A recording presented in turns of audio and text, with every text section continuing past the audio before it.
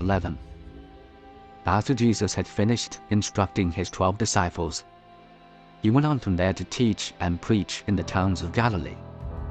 When John, who was in prison, heard about the deeds of the Messiah, he sent his disciples to ask him, "Are you the one who is to come, or should we expect someone else?"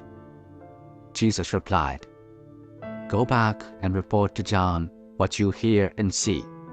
The blind receive sight, the lame walk, those who have leprosy are cleansed, the deaf hear, the dead are raised, and the good news is proclaimed to the poor. Blessed is anyone who does not stumble on account of me." As John's disciples were leaving, Jesus began to speak to the crowd about John. "What did you go out into the wilderness to see? A reed swayed by the wind?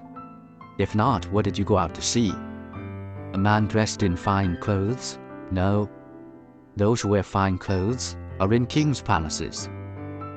And what did you go out to see? A prophet? Yes, I tell you, and more than a prophet. This is the one about whom it is written, 'I will send my messenger ahead of you, who will prepare your way before you.' Truly I tell you, among those born of women, there has not risen anyone greater than John the Baptist. Yet, whoever is least in the kingdom of heaven is greater than he. From the days of John the Baptist until now, the kingdom of heaven has been subjected to violence, and violent people have been raiding it. For all the prophets in the law prophesied until John. And if you are willing to accept it, he is the Elijah who was to come. Whoever has ears, let them hear." To what can I compare this generation? They are like children sitting in the marketplaces and calling out to others, "We played the pipe for you, and you did not dance. We sang a dirge, and you did not mourn. For John came neither eating nor drinking, and they say, 'He has a demon.' Son of Man came eating and drinking, and they say, 'Here is a glutton and a drunkard, a friend of tax collectors and sinners.' But wisdom is proved right by her deeds." Then Jesus began to denounce the towns in which most of his miracles had been performed because they did not repent. "Woe to you, Chorazin! Woe to you, Bethsaida! For if the miracles that were performed in you had been performed in Tyre and Sidon, they would have repented long ago in sackcloth and ashes. But I tell you, it will be more bearable for Tyre and Sidon on the day of judgment than for you. And you, Capernaum, will you be lifted to the heavens? No, you will go down to Hades.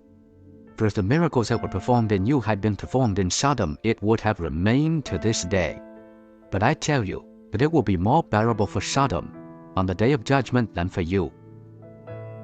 At that time Jesus said, "I praise you, Father, Lord of heaven and earth, because you have hidden these things from the wise and learned, and revealed them to little children.